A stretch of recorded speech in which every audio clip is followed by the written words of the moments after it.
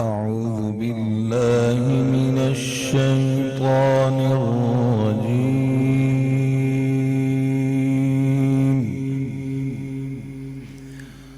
بسم الله الرحمن الرحيم. فإن آمنوا بمثل ما آمنتم به فقد اهتدوا، وإن تولوا فإنما هم في شقاق،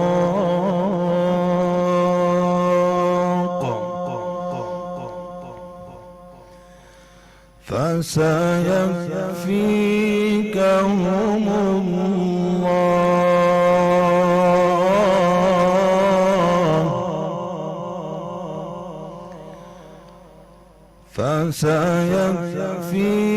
فسيكفيكهم الله وهو السميع العليم.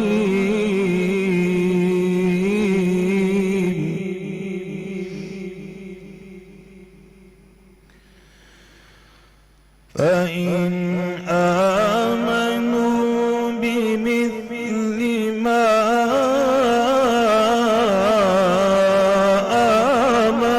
آمنتم به فقد اهتدوا،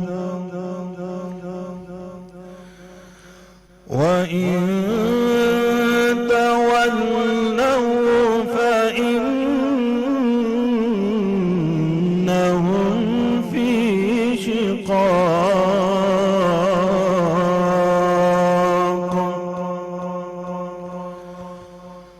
فسيكفيكهم الله وهو السميع العليم.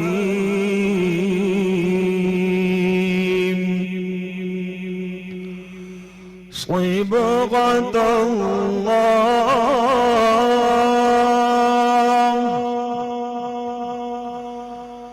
ومن أحسن من الله صبغة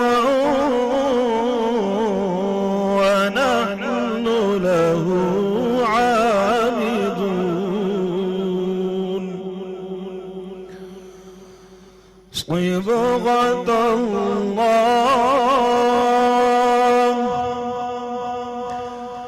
ومن أحسن من الله صبغة ونحن له عابدون.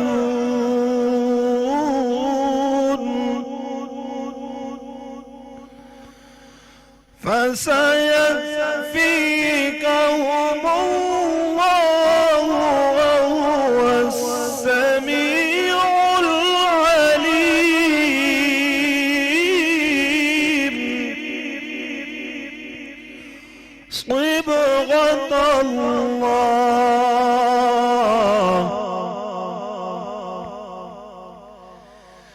فإن آمنوا بمثل ما آمنتم به فقد اهتدوا، وإن تولوا فإنهم في شقاق،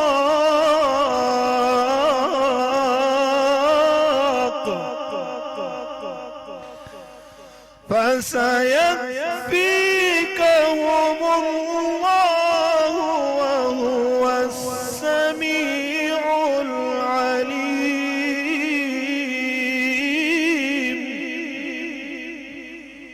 صبغة الله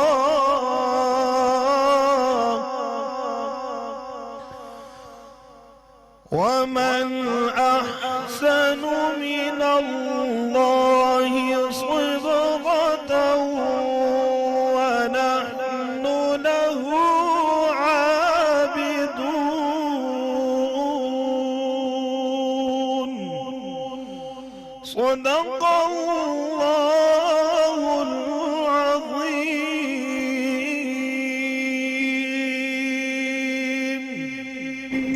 جزاک اللہ، جزاک اللہ۔ قاری صاحب، آپ کا نام ذکی اللہ ہے اور اس کے ساتھ کیفی لگایا جاتا ہے، جس نے بھی لگایا اس نے کمال کیا۔ آپ کی اس خوش الہان قرت نے کیف و سرور کا وہ رنگ جمایا ہے محفل پہ کہ میرا دل ہل گیا ہے۔ خواتین حضرات، دل ہلنے کے علاوہ میرا دل بے انتہا شاد بھی ہے۔ آپ سے ملاقات روز ہوتی ہے وقت افطار ٹرانسمیشن میں۔ جو جاں گداز گھڑیاں وقت سحر کی ہیں اس میں آپ کے ساتھ میں مخاطب نہیں ہوتا، مگر آج کچھ حالات کی وجہ سے مجھے یہ سعادت حاصل ہوئی کہ میں آپ کے سامنے ابتدائے روزہ یعنی کہ سحر کی گھڑیوں میں آپ کے سامنے موجود ہوں۔ اور کیا محسوس کر رہا ہوں میں یہ بھی بتا دوں، محسوس یہ کر رہا ہوں کہ جیسے میرے دونوں طرف میرے بزرگ اور میرے اتالیق کھڑے ہیں۔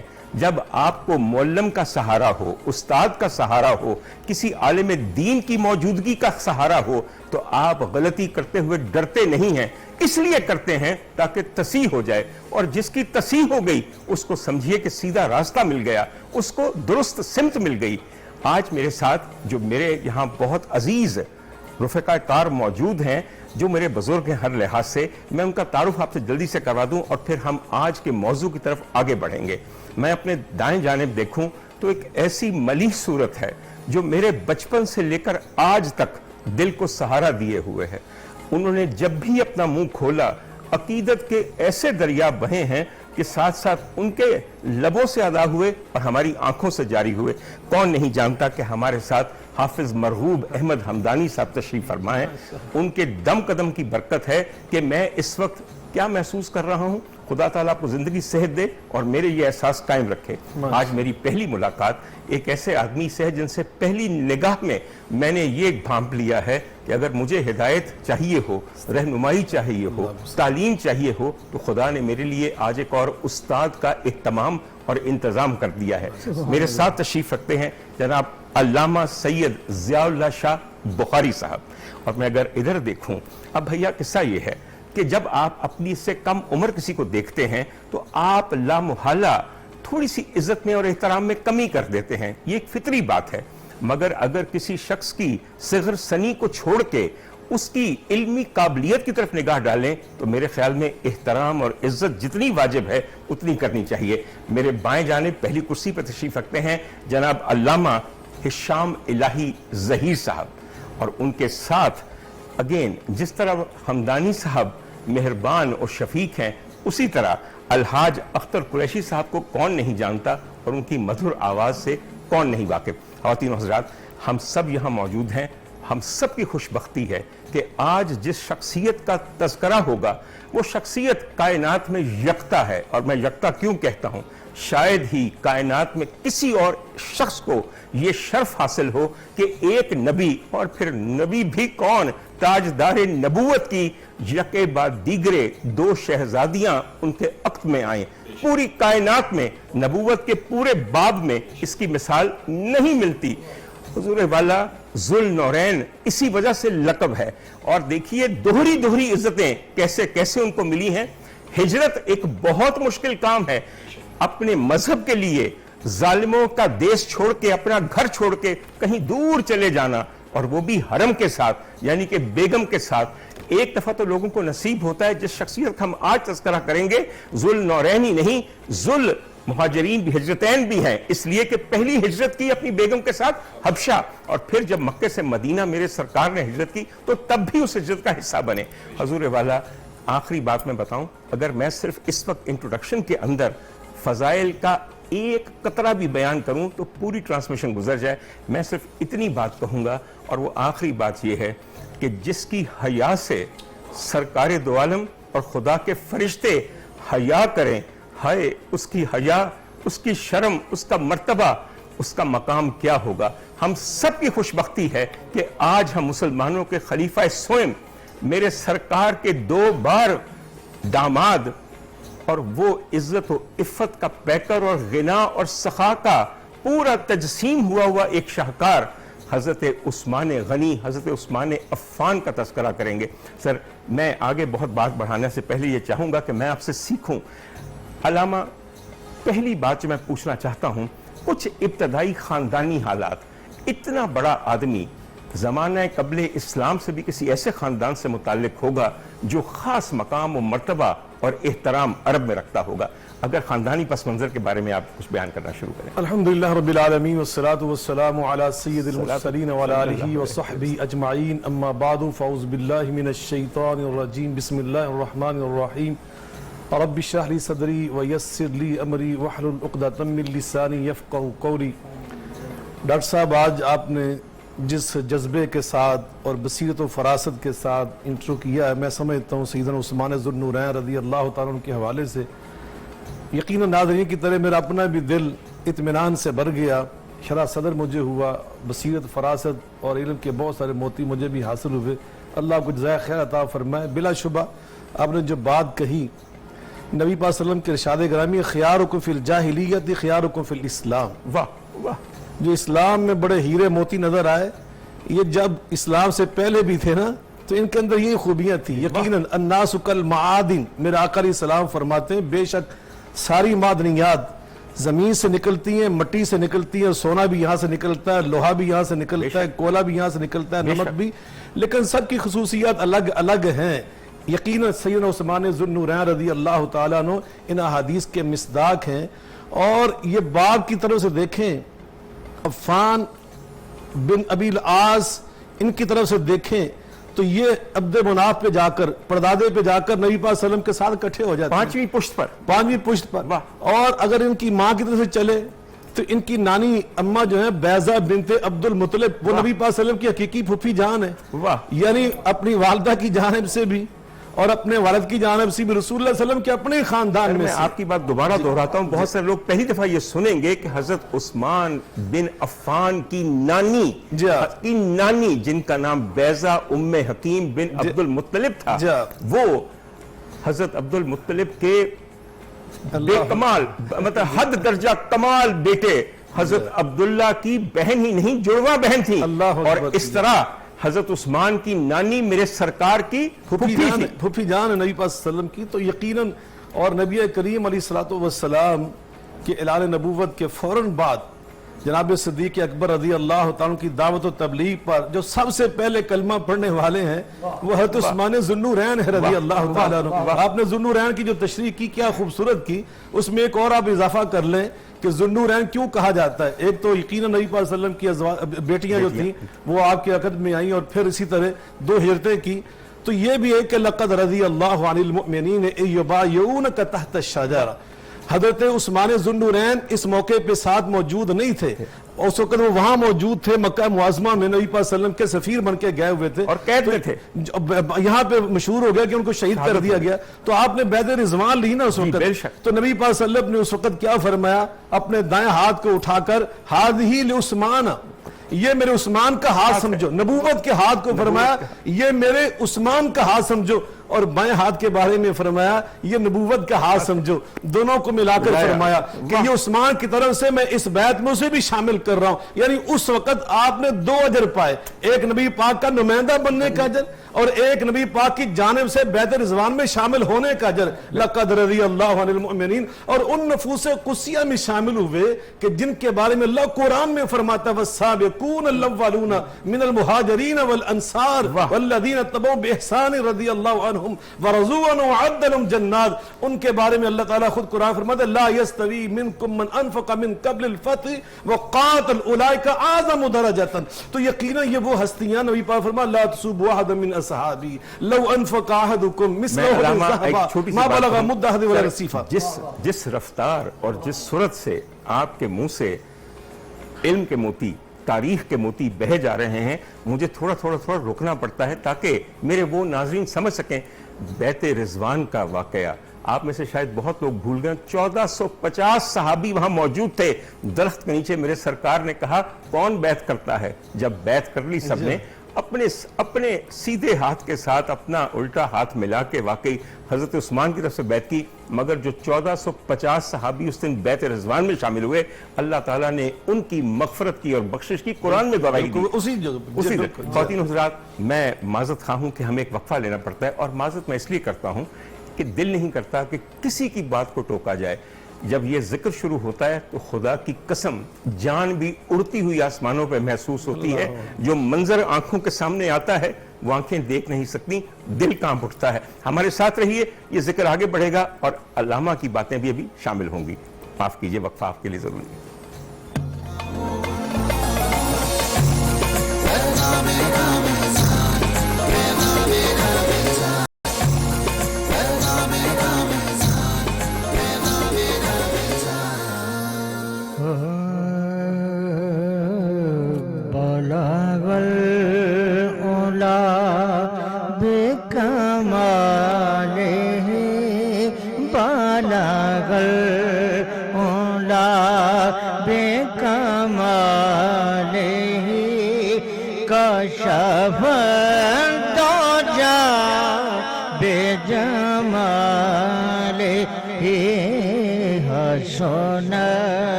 جسے چاہا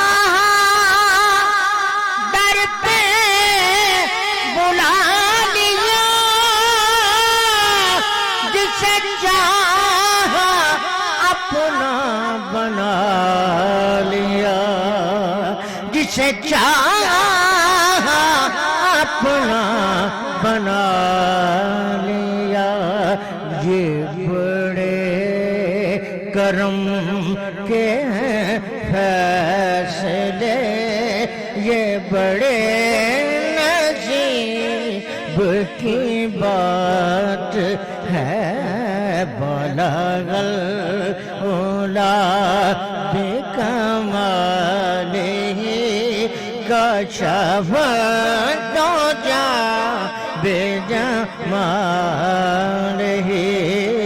حسنت جمیع خصالہ صلوا علیہ وآلہ. رخ مصطفیٰ وہ کتاب ہے جو محبتوں کا نصاب ہے, جو محبتوں کا نصاب ہے. یہی میرے پیش نظر رہے, یہی رات دن میں پڑھا کروں. بلغ العلا بکمالہ کشف الدجی بجمالہ.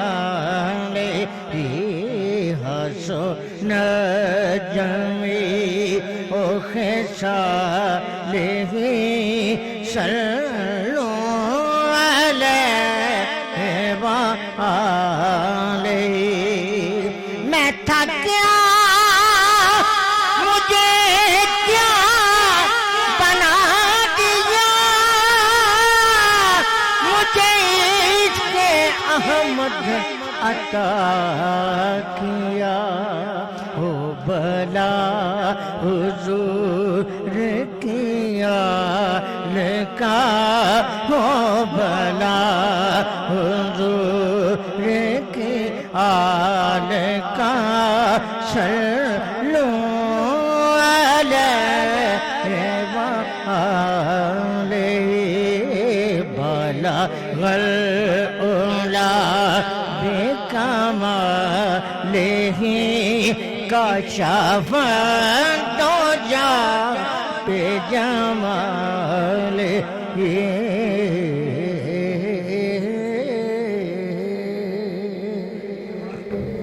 ایک شعر پہ غور کروں تو یقین کیجئے وہیں ٹھہر جانے کو دل کرتا ہے, مگر اس نعت کے بعد صرف ایک مصرے کا ذکر کروں گا.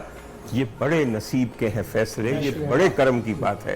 اللہ میاں اس دفعہ ہمارے حق میں فیصلہ کر دے، آمین ہمارے نصیب کو چمکا دے، آمین تیرا بڑا کرم ہم گناہ گاروں پہ ہو جائے، آمین۔ اس کی اب کی بار فیصلہ ہمارے حق میں ہو جائے، ہم مجرم ہی صحیح مجرموں کے حق میں بھی فیصلہ ہو ہی جایا کرتا ہے۔ علامہ آپ تشریف رکھتے ہیں میرے پاس، حضور والا کیا عمدہ بات پہ شاہ صاحب نے بات ختم کی کہ صدیق اکبر بیٹھے ہیں، پہلے بھی رابطے تھے ان کے حضرت عثمان سے، عالی نسب لوگ ہمیشہ اچھی صحبت اختیار کرتے ہیں، اسلام قبول کر چکے ہیں اور پھر دعوت اسلام دے رہے ہیں حضرت عثمان کو، دونوں یہ فیصلہ کرتے ہیں کہ ہاں چلتے ہیں اور سرکار دو عالم کی مجلس میں چلتے ہیں، تو پتہ چلا کہ سرکار دو عالم خود تشریف لے آئے اور اسلام قبول ہو گیا۔ سر، قبول اسلام کے بعد جو واقعات گزرے اگر ان پہ تھوڑی سی روشنی ڈالیے۔ بسم اللہ الرحمن الرحیم۔ قبول اسلام سے پہلے میں کچھ ایڈ یہ کرنا چاہتا ہوں کہ حضرت عثمان کا جو پہلا رشتہ ہے وہ زمانہ اسلام سے قبل کیا، سیدہ رقیہ کے ساتھ جو شادی ہوئی ہے، اس کا مطلب ہے رسول اللہ صلی اللہ علیہ وسلم سے تو ان کی قربت پہلے سے موجود تھی۔ اور جو آپ نے انٹرو میں دو باتیں کی ہیں نا، میں ان کے واقعات کا ضرور حوالہ دینا چاہتا ہوں جو آپ نے ضمنی طور پہ بات کی ہے کہ حضرت عثمان کی حیا کیسی تھی۔ یہ صحیح حدیث سے واقعہ ثابت ہے کہ سیدہ عائشہ بیان کرتی ہیں کہ رسول اللہ صلی اللہ علیہ وسلم بیٹھے ہوئے تھے، ابو بکر آئے میرے والد آئے، رسول اللہ بیٹھے رہے، عمر آئے، رسول اللہ بیٹھے رہے، عثمان آئے تو رسول اللہ نے جلدی سے کپڑا اپنی ٹانگوں کے اوپر سیدھا کیا اور سیدھا ہو کے بیٹھ گئے۔ کہا یہ تردد ابو بکر اور عمر کی دفعہ نہیں تھا، تو رسول اللہ صلی اللہ علیہ وسلم نے کہا تھا عائشہ جس سے فرشتے آسمان کے حیا کرتے ہیں میں محمد صلی اللہ علیہ وسلم اس کی حیا کیوں نہ کروں۔ اور دوسری روایت کے اندر الفاظ یہ ہے کہ ایک مرتبہ پھر ایسا ہوا تو رسول اللہ صلی اللہ علیہ وسلم سیدھے ہوئے تو حضرت عائشہ نے پوچھا آپ ابو بکر و عمر کی دفعہ تو ایسا نہیں کرتے؟ کہا عثمان حیا دار ہے، اگر مجھے اسی طرح پڑا دیکھ لیتا تو شاید اپنی حاجت صحیح طریقے سے بیان نہ کر سکتا۔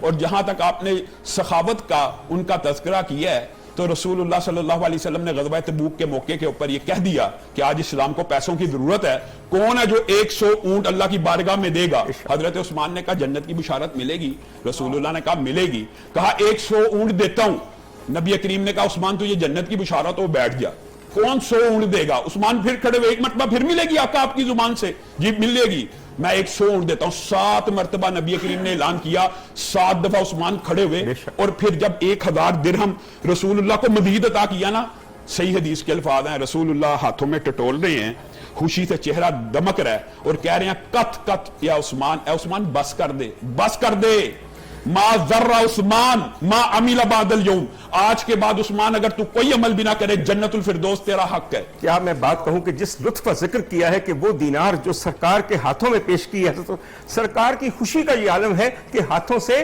اچھالتے ہیں دیناروں کو، کھیل رہے ہیں، ایک خاص فخر و انبساط ہے جو میرے سرکار کے چہرے اور بدن سے ہے۔ اس کے بعد سر جنتیں قربان ہو جائیں اس کے بعد، اور یہ کوئی ایسی بات نہیں ہے، عشرہ مبشرہ کے پہلے 4 نام دیکھ لیجئے، اس میں دمکتا ہوا ایک نام حضرت عثمان بن عفان کا موجود ہے۔ میں یہ کہتا ہوں کہ حضرت عثمان کو تو رسول اللہ نے یہ بھی کہہ دیا تھا 2 بیٹیوں کی بات نہیں ہے عثمان، اگر 40 بیٹیاں بھی ہوتی تجھے دیتا جاتا۔ اور یہ جو آپ نے دمادی کا ذکر کیا نا، یہ بھی ایک بڑا خوبصورت واقعہ ہے۔ حضرت عمر آئے عثمان کے پاس، کہا عثمان بیٹی حفصہ سے نکاح کر۔ نبی کریم صلی اللہ علیہ وسلم کو خبر مل گیا تھا، عثمان نے خواہش ظاہر نہ کی اور انکار کر دیا، تو حضرت عمر کو کہنے لگے کہ میں تجھے تیری بیٹی کے لیے بہتر شوہر نہ بتاؤں بے شک، اور عثمان کے لیے بہتر سسر نہ بتاؤں، بے شک، تو ام کلثوم کا نکاح اس سے کرتا ہوں، حفصہ کا نکاح تو میرے سے کر دے۔ مگر اس بات سے پہلے کیا عمدہ بات کہی ہے، تھوڑا سا ذکر کر لوں کہ جو پہلی بیٹی عقد میں آئی ہیں وہ سرکار دو عالم کی نمبر 2 پہ جو شہزادی ہیں حضرت زینب کے بعد حضرت رقیہ ہیں، اور حضرت رقیہ کا ذکر لوگ بہت کم کرتے ہیں، بڑی زیادتی ہے کہ ہمارے سرکار تاجدار نبوت کی شہزادیوں کا ذکر مکمل نہ کیا جائے۔ علامہ میں آپ سے بھی پوچھوں گا، حضرت رقیہ کے بارے میں صرف 2-3 باتیں آپ کے سامنے عرض کروں آپ کو کہ جب نکاح میں آ گئیں حضرت عثمان کے، تو نہ صرف نکاح میں آ گئیں بلکہ ہجرت میں بھی شامل تھیں، اس کے دونوں دفعہ شامل تھیں سر۔ اور چھوٹی سی بات آپ کو ایک بتاؤں، آپ کو ایک دفعہ جب ہجرت حبشہ ہوئی ہے تو کئی دیر تک پتہ نہ چلا کہ دونوں میاں بیوی کہاں ہیں، پھر ایک عورت نے آ کے یہ نویز سنائی سرکار کو کہ میں نے ان دونوں کو صحیح حالت میں دیکھا ہے، تو سرکار نے کس قدر خوشی کا اظہار کیا اور کہا۔ میں آپ کو ایک بات اور بتاتا ہوں، آپ نے جو واقعہ بیان کیا نا، اس سے بھی ایک بڑی بات ہے حضرت عثمان غज़वा बदर में क्या शामिल हुए हैं? बिल्कुल शामिल ही हुए। हाँ, तो फिर इसका लेकिन रसूलुल्लाह ने उनको माल में हिस्सा क्यों दिया, माल गनीमत में? माल में हिस्सा दिया और कहा तुम्हारा दर्जा मुजाहिद का है, तुम्हारा इस वजह से कि वो सैयदा रुकैया की खिदमत में रसूलुल्लाह ने छोड़ दिया कि बीमार हैं, उनकी खिदमत करनी है। सर ऐन बदर के दिनों के अंदर, जैसा अलामा फरमा रहे हैं, शहजादी रुकैया को एक खास किस्म की बीमारी हो गई, जो मुझ डॉक्टर के हिसाब से, जो मेरी थोड़ी बहुत तहकीक है, गालिबन चेचक थी, क्योंकि दाने और आबले पूरे जिस्म पे निकल आए थे।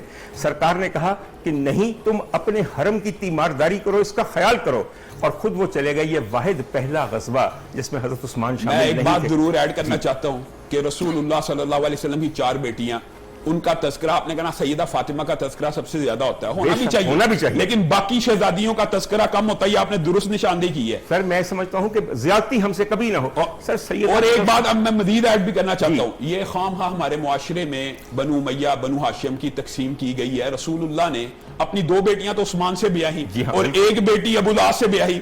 उस्मान भी बनु उमैया में से, अबुल आस भी बनु उमैया में से। ये बनु उमैया बनु हाशिम की कोई लड़ाई नहीं है, ये आपने क्रिएट की हुई है। इस्लाम में ये कोई लड़ाई नहीं है। आपने अगर गौर किया हो कि तब से लेकर अब तक, जब से प्रोग्राम शुरू हुआ है, मुझ गुनाहगार के लबों से इस किस्म का कोई तनाज़ा आपने सुना? बिल्कुल, या ये तफरीक या तकसीम देखी? होनी भी नहीं चाहिए, होनी भी नहीं चाहिए। सिर्फ ये कहना चाहता हूं, मेरी सैयदा, मेरी शहजादी आखाजादी का जिक्र तो ऐसा है कि जिंदगी भर गुजर जाए, अल्लाह करे उनके दर के फकीर और कुत्ते रहे हम, मगर मेरी सैयदा ने, मेरी आकाजादी ने अपनी बड़ी बहन की वफात, जो कि बदर के दिनों में हुई है, जब वफात हो गई और तदफीन हो गई तो बारगाह नबवी में तशरीफ लाई और बैठ के कितनी देर अपनी बड़ी बहन को याद करके रोती रही। तो जिसके मरने पे सैयदा का आंसू ढलका हो, आंसू से लिबास तरबतर हुआ हो, उनका भी क्या दर्जा होगा? मैं आपको मजीद एक बात और बताता हूँ। सैयदना उस्मान ने सिर्फ यहाँ पे इन्फाक नहीं किया, बल्कि रसूलुल्लाह के, आप अगर अंदाजा लगाए ना, बाद मुहद्दिसीन ने यह बात लिखी है कि सैयदना उस्मान उन लोगों में शामिल हैं जिनको जन्नत की बुशारत सबसे ज्यादा मर्तबा बज़ुबान नबुव्वत हुई है। बेशक उसकी वजह सुने, बेर रूमा कौन खरीदेगा मुसलमानों के लिए? मैं उसको जन्नत की बुशारत देता हूँ, आदर्श बनाने का मैं खरीदता हूँ। 7 दफा तो यही जगह पे भी, अशरा मुबशरा में भी, बेर रूमा में भी, फिर का कौन मस्जिद नबवी की तौसीह करता है? उसको मैं जन्नत की बुशारत देता हूँ। बार बार रोकना पड़ता है। हुजूर वाला, आपका बैठना उठना उलमा में है। सर मुझ जैसे गुनाहगार के लिए और मेरे सामीन जो बाकी मेरी तरह गुनाहगार हैं, क्या जाने उनमें से कई कि बेर रोमा है क्या? हिजरत मदीना हो चुकी है, मदीने में पीने के लिए मीठा पानी कोई नहीं, सिवाय एक यहूदी की मलकियत में एक कुआं है जिसका नाम बेर रोमा है। इसका तस्करा हम करते हैं इसलिए कि अब आ गया है वक्फे का वक्त। आप भी जरा दिल को संभाल के बैठिए, यकीन खुदा पे कीजिए। आज महफिल ऐसी है सर जैसे बैतबाजी होती है, और ये बैतबाजी जिक्र की है, फजूल बेहुदा अशार की नहीं। मैं कहता हूं उनका जिक्र करके हम अपना रुतबा बुलंद कर रहे हैं, उनका क्या बुलंद होना? आपके होते हुए जिक्र करना ऐसे है कि इधर से आप एक बात करें, उधर से मैं गुनाहगार पकड़ूं, इधर से आप एक बात करें, उधर से मैं गुनाहगार बात आगे बढ़ाऊं। गुफ्तगू का, महफिल का लुत्फ यही है। लुत्फ उठाते रहिए, अजर पाते रहिए, हमारे साथ रहिए।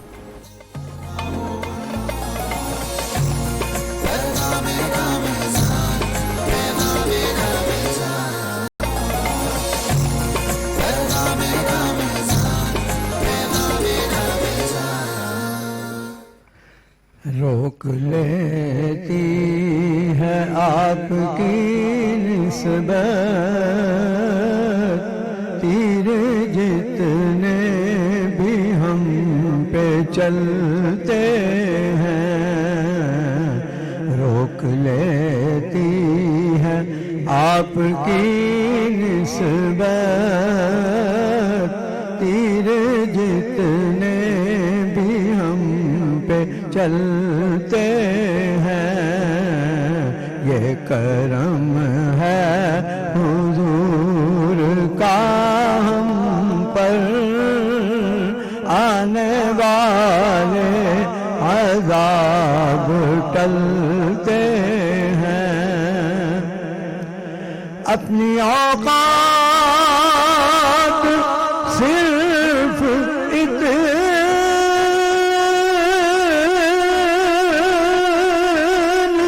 है,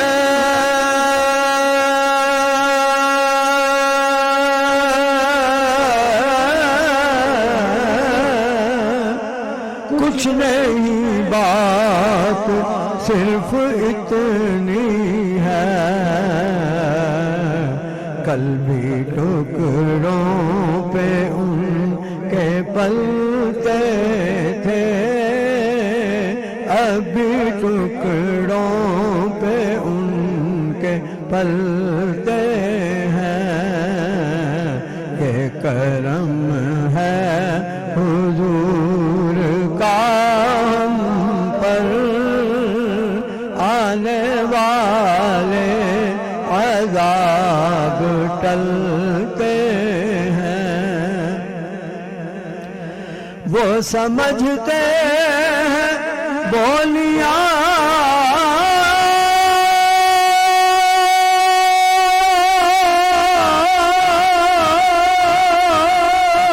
سب کی،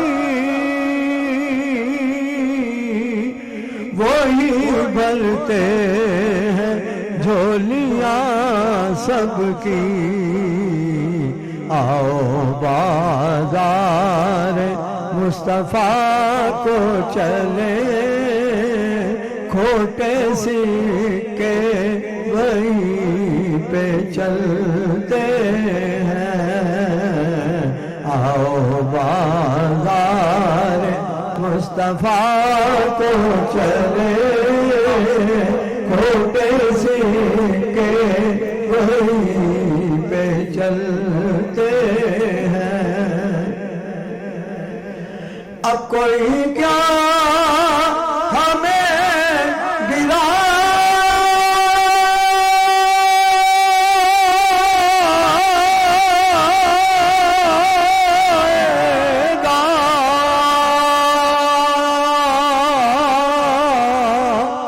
ہر سہارا گلے لگائے گا، ہم نے خود کو گرا دیا ہے وہاں، گرنے والے جہاں سنبھلتے ہیں،